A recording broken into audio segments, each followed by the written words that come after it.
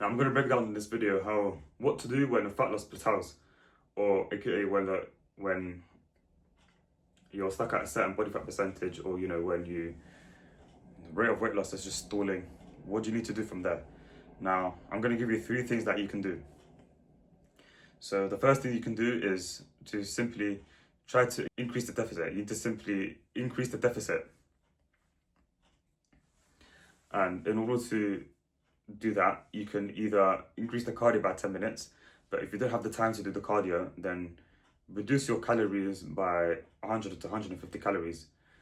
And ideally, you want to do that mostly from the fats, so that you can so you can still keep the carbs quite high to, ensure that your performance doesn't suffer in the gym.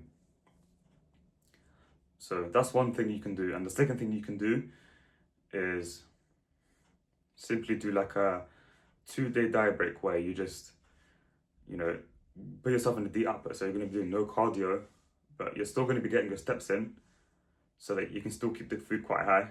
And then what you want to do from there is you're just going to simply still eat the same calories that you're eating whilst you're giving yourself a deep output from cardio, because your fat loss or your weight loss may be stalling, maybe because of fatigue, due to fatigue.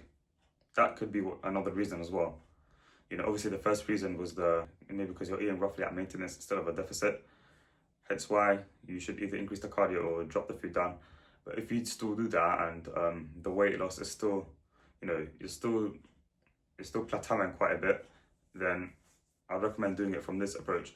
Or the third thing that you can do, and this third thing is best to do towards the end of your cut, so around your 10th week, 11th week, or 12th week, depending on how long you've been cutting for. If you cut for like 9 weeks, then you don't really need to do this, but I recommend doing a refeed day. And this is where you're going to simply do a deep output, like what I said in the second step.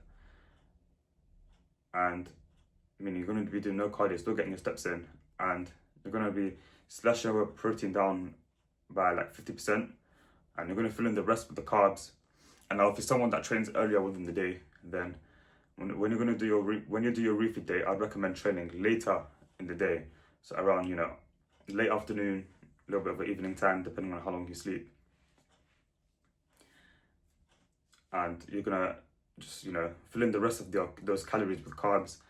Or you can simply work out how many carbs you can eat by getting your lean body mass. So say roughly what body fat percentage you are, calculate your lean body mass, calculate your lean body mass from there, and you're going to simply times it by 8 within your first refeed day. But if you do a second refeed day, then I recommend timesing your lean body mass by 12 in your second refeed day. But since it's the first refeed day, I'd recommend timesing it by 8, and whatever calculation you get from that, that's how much carbs you're going to be eating.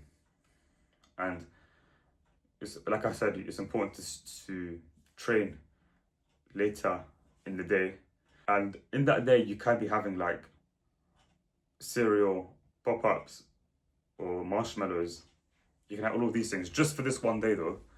You're just gonna push, boom, boom, boom, eat that. Put that into your system. And the reason for this is so that you can so it can help to drive your performance within the gym, and it can, give yourself a little bit of a mental break from that fatigue that's building up, or the fatigue from the cardio as well. It can help you give you that, mind rest from it.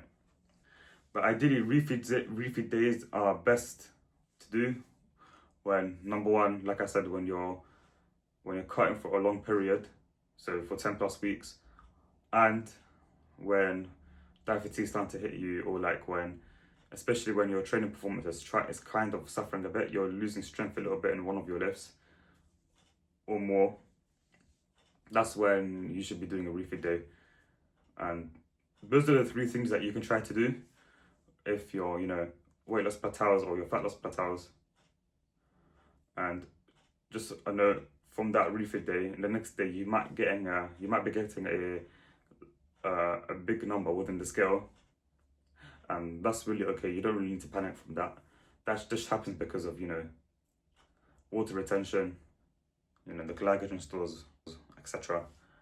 But you don't need to panic from that. It's just, you know, because the whole point of that is just to, you know, help you regain your strength back a bit from those lifts that you're starting to lose your strength on. But yeah, that's the whole purpose of the refeed day.